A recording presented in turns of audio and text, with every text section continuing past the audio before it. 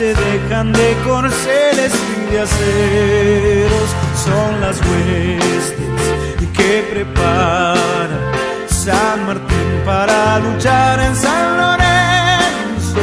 Y el clarín estridente sonó, y a la voz del gran jefe a la carga ordenó.